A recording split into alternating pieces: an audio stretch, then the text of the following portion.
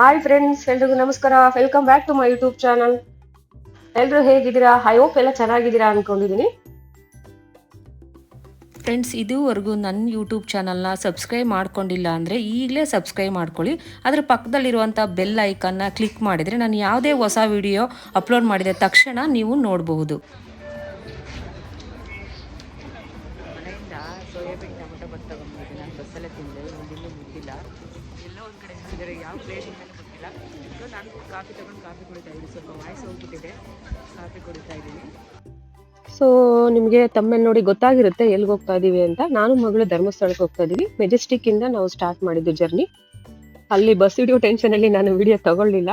ಸಿಕ್ಕಾಬಟ್ಟೆ ಬಸ್ಗಳು, ಬಟ್ ಎಲ್ಲಾ ಬಸ್ಗಳು ಫುಲ್ ರಶ್ ಆಗಿ ಹೋಗ್ತಿತ್ತು. 20 rupees ಕೊಟ್ರೆ ಅಡ್ವಾನ್ಸ್ ಬುಕಿಂಗ್ ಮಾಡ್ಕೊಂತಾರಂತೆ. ಅಂದ್ರೆ ಹೋಗಿದ ತಕ್ಷಣ ನಮಗೆ ಸೀಟ್ ಸಿಗುತ್ತೆ.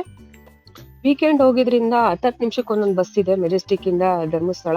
ಎಲ್ಲಾ ಬಸ್ಗಳು ಫುಲ್ ರಶ್ ಆಗಿ ಹೋಗ್ತಿತ್ತು. ಸೊ ಮೆಜೆಸ್ಟಿಕ್ ಇಂದ ನಾನು ಮಗಳು ಹೊರಟ್ವಿ. ಅಪ್ಪ ಮಗನ್ನ ಮನೇಲೆ ಬಿಟ್ಟು ನಾನು ಮಗಳು ಇಬ್ಬರೇ ಹೋಗ್ತಾ ಇದೀವಿ. ಸೊ KSRTC ಬಸ್ ನಲ್ಲಿ ನಮ್ ಧರ್ಮಸ್ಥಳ ಜರ್ನಿ ಹೇಗಿರುತ್ತೆ ಬನ್ನಿ ನೋಡೋಣ. ಫೈನಲಿ ಒಂದ್ ಬಸ್ ಹಿಡಿದ್ವಿ. ಅದ್ರಲ್ಲಿ ಹಿಂದೆ ಸೀಟ್ಸ್ ಫುಲ್ ಹಿಂದೆ ಇಂತ ಒಂದ್ 2ನೇ ಸೀಟ್ ಅಷ್ಟೇ ಸಿಕ್ತು. ಹೆಂಗಿರುತ್ತಪ್ಪ ಅನ್ಕೊಂಡ್ವಿ. ಅಶ್ವಮೇಧ ಬಸ್ ಆಗಿದ್ರಿಂದ ಅಷ್ಟೊಂದು ಕೂಗ್ತಿಲ್ಲ, ತುಂಬಾ ಚೆನ್ನಾಗಿತ್ತು ಜರ್ನಿ. ಸೊ ನಿದ್ದೆ ಬಂದ್ಬಿಡ್ತು. ಬೆಳಗ್ಗೆ ರೀಚ್ ಆಗಿದ್ದೆ ಗೊತ್ತಾಗ್ಲಿಲ್ಲ Dharmasthala. Almost early morning 5 o'clock ಆಗಿತ್ತು ನಾವು ರೀಚ್ ಆದಾಗ. ನಂಗೆ ಸ್ವಲ್ಪ ಆಲ್ರೆಡಿ ಲೈಟ್ ಆಗಿ ಜ್ವರ ಸ್ಟಾರ್ಟ್ ಆಗ್ಬಿಟ್ಟಿತ್ತು. ಸಿಂಪ್ಟಮ್ಸ್ ಇತ್ತು ಅಷ್ಟೇ. ನಾನೇನ್ ಬಿಡು ಏನಾಗಲ್ಲ ಅಂತ ಹಂಗೆ ಬಂದ್ಬಿಟ್ಟೆ. ಧರ್ಮಸ್ಥಳ ಇಳಿದ ತಕ್ಷಣ ನೋಡಿದ್ರೆ ಭಯ ಆಗೋಯ್ತು. ಅಷ್ಟು ಜನ ಇದ್ರು ಅಷ್ಟೊತ್ತಿಗಾಗ್ಲೆಯ. ಫುಲ್ ರೂಮ್ಗಳು ಎಲ್ಲ ಫುಲ್ ಆಗಿದ್ದು. ಜನ ರೋಡಲ್ಲೆಲ್ಲ ಮಲಗ್ಬಿಟ್ಟಿದ್ರು, ಅಷ್ಟು ರಶ್ ಇತ್ತು. ಸ್ನಾನ ಮಾಡ್ಕೊಂಡು ಬರೋ ಅಷ್ಟಿಗೆ 6 ಗಂಟೆ ಆಯಿತು. ಸಿಕ್ಕಾಮಟ್ಟೆ ಕ್ಯೂ ಇದೆ. ಸೊ ಬನ್ನಿ ಫಸ್ಟ್ ದರ್ಶನ ಮಾಡ್ಕೊಂಡು ಬರೋಣ. ಅವ್ರಿಗೆ ಜನ ಬರ್ತಾರೆ.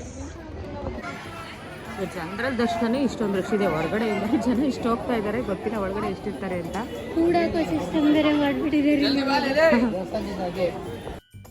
ಸೊ ಫೈನಲಿ ನಾವು ಫ್ರೀ ದರ್ಶನಕ್ಕೆ ಹೊರಟ್ವಿ. ಇದಕ್ಕೆ ಪೇ ಮಾಡಿ ಹೋಗೋದಕ್ಕೆ ಹೋಗಕ್ ಹೋಗ್ಲಿಲ್ಲ, ಬಟ್ ಮೂವ್ ಆಗ್ತಾ ಇತ್ತು ಫ್ರೀ ದರ್ಶನ ಆದ್ರೂ ಸಹ. ಸೊ ಹುಷಾರಿಲ್ಲಿದ್ರಿಂದ ನೇತ್ರಾವತಿ ನದಿಗೆ ಎಲ್ಲೂ ಹೋಗಕ್ ಹೋಗ್ಲಿಲ್ಲ. ಜಸ್ಟ್ ಔಟ್ ಸೈಡ್ ನಾವು ಫ್ರೆಶ್ ಅಪ್ ಆಗ್ಬಿಟ್ಟು ದರ್ಶನ ಮಾಡ್ಕೊಳಕ್ ಹೊರಟ್ವಿ.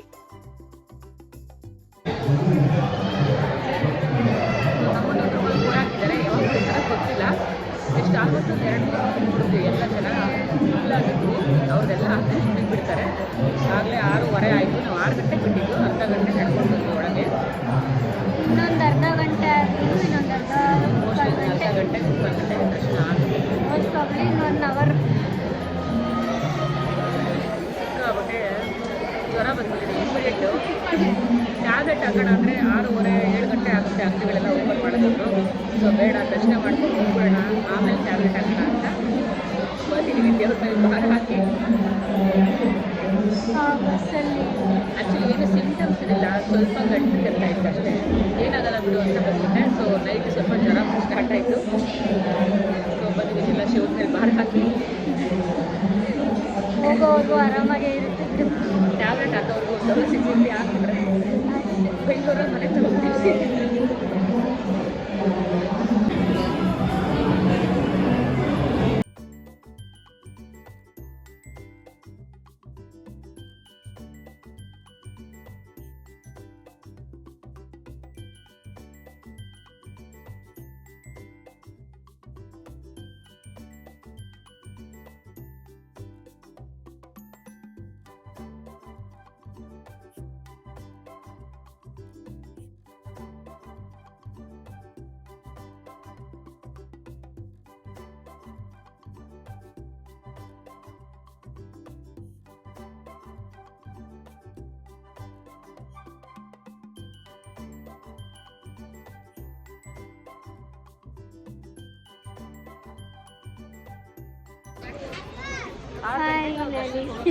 ಇವಾಗ ಆಲ್ಮೋಸ್ಟ್ 7:45 ಆಗ್ತಾ ಇದೆ.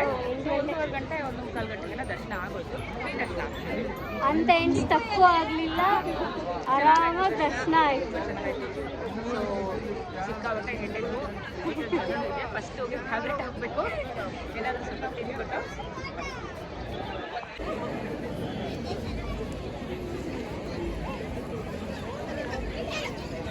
ವೆದರ್ ಮಾತ್ರ ಮಳೆ ಬರ್ತಾ ಇದೆ. ಸಣ್ಣಗೆ ಮಳೆ ಹನಿ. ಎಷ್ಟು ಜನ ಅಂದರೆ ಯಪ್ಪ.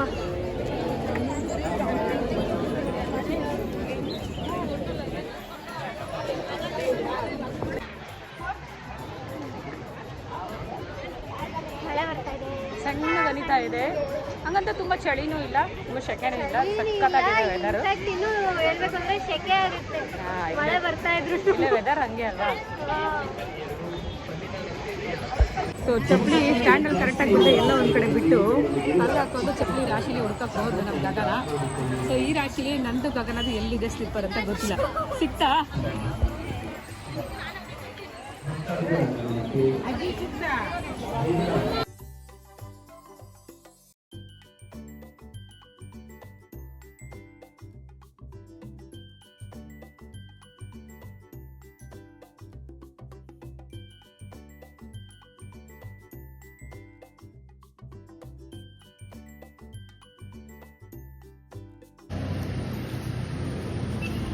ಹಳೆ ಬಸ್ ಸ್ಟ್ಯಾಂಡಿಗೆ ಬಂದು ಅಲ್ಲಿ ಬಸ್ಗಳು ಗೊತ್ತಿಲ್ಲ ಅಂದರು, ಸೊ ಅದಕ್ಕೆ ಹೊಸ ಬಸ್ ಸ್ಟ್ಯಾಂಡ್ ಆಗಿ ಅಂತ ಅಲ್ಲಿಗೆ ಹೋಗ್ತಾ ಇದ್ದೀವಿ.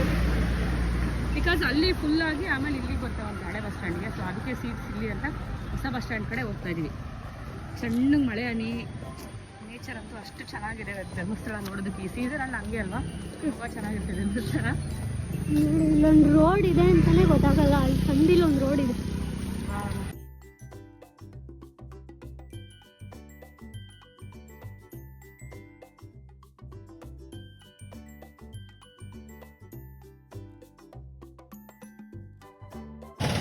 KSRTC bus stop.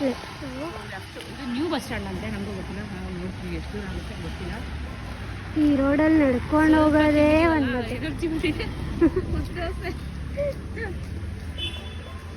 ಎಷ್ಟು ಸೈಲೆನ್ಸ್, ಎಷ್ಟು ಪೀಸಾಗಿ. ಏನಿಲ್ಲ, ಆಟೋಗಳು ಬಸ್ಗಳೆಲ್ಲ ಸೌಂಡ್ ಕೇಳಿಸ್ತಾ ಐತೆ. ಗೊತ್ತಾಗ್ತಿಲ್ಲ. ಈ ಗ್ರೀನರಿ ಮಧ್ಯ ಸೌಂಡ್ ಎಲ್ಲ ಮ್ಯೂಟ್ ಆಗುತ್ತೆ.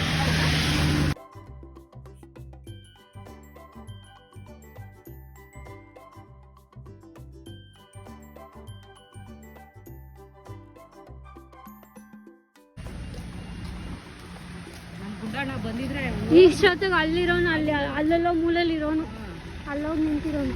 ಇಲ್ಲಿ ನೋಡಿ, ಇಲ್ಲೋಗಿ ಮಳೆ ಬಂದು ಅದು ಮನೆ.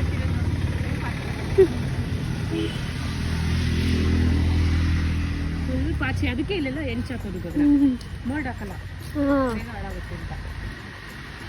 ಎಲ್ಲಿದೆಯಾ ಏನು ಅದೇನೋ ಕಾಣಿಸ್ತಾ.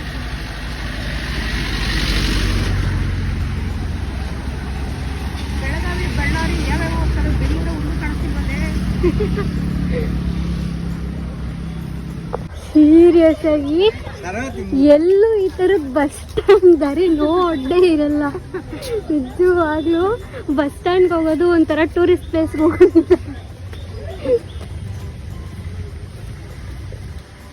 ಇವಾಗ ನಾವು ಯಾವುದೋ ಟ್ರೆಕ್ಕಿಂಗ್ ಮಾಡೋಕ್ಕೆ ಅಥವಾ ಯಾವುದೋ ಬೆಟ್ಟ ಹತ್ತಕ್ಕೆ ಹೋಗ್ತಾ ಇಲ್ಲ, ಬಸ್ ಸ್ಟ್ಯಾಂಡ್ಗೆ ಹೋಗ್ತಾ ಇದ್ದೀವಿ. ನ್ಯೂ ಬಸ್ ಸ್ಟ್ಯಾಂಡ್ ಅಂತ ಅದು ಗೊತ್ತಿರಲಿಲ್ಲ. ಬಸ್ ನಿಲ್ದಾಣ, ಸುಮಾರು ಬಸ್ ಕುಡಿತಾ ಇದ್ದೀವಿ ಅಲ್ಲಿ.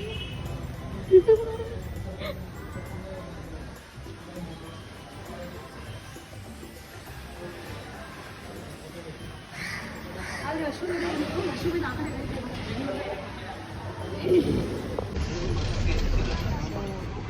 8:45ಗೆ ಧರ್ಮಸ್ಥಳ ಬಿಡ್ತಾ ಇದ್ದೀವಿ. 4 ಗಂಟೆಗೆಲ್ಲ ನೆಲಮಂಗಲ ಹೋಗ್ತಾರಂತೆ. ಬೆಳಕಿದ್ದಂಗೆ ಮನೆ ಸೇರ್ಕೊಂಡ್ಬಿಟ್ಟಿವಿ. ನನಗೂ ಸ್ವಲ್ಪ ಜ್ವರ ಕಡಿಮೆ ಆಗ್ತೈತೆ, ಬಟ್ ಇದು ಸಿಗಲಿಲ್ಲ, ಏನು ಅಷ್ಟು ಇದು ಸಿಗಲಿಲ್ಲ. ಸೀಟ್ ಸಿಗ್ತೈತೆ. ನಾನ್ ಸ್ಟಾಪ್ ಇದೆ, ನಾನ್ ಸ್ಟಾಪ್. ಅದು ಇಲ್ಲಿ ಬರೋದಕ್ಕೆ ಸೀಟ್ ಸಿಗ್ತೇವೆ. ಈ ಬಸ್ ಸ್ಟ್ಯಾಂಡಿಗೆ ಅಲ್ಲೇ ನಿಂತಿದ್ರೆ ಫುಲ್ ಜನ ಬರ್ತಾ ಇದ್ದಾರೆ.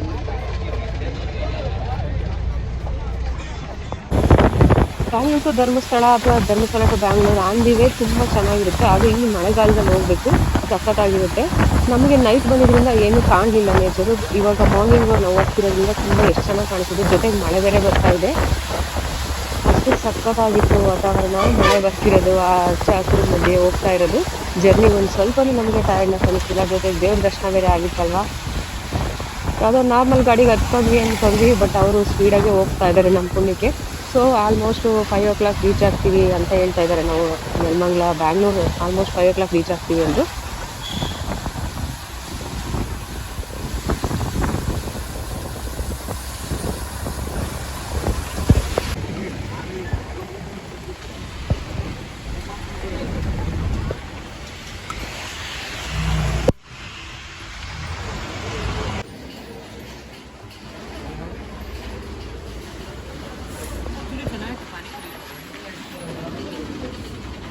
ಮಳೆಗೂ ಅದಕ್ಕೂ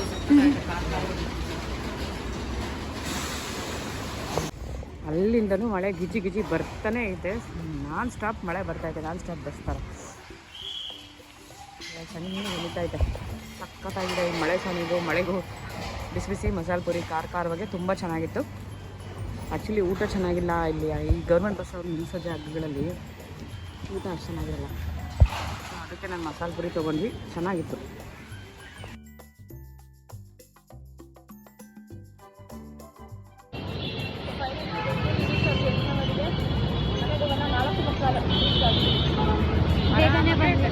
ಆರಾಮಾಗಿ ಬಂದ್ವಿ, ಖುಷಿ ಆಯಿತು.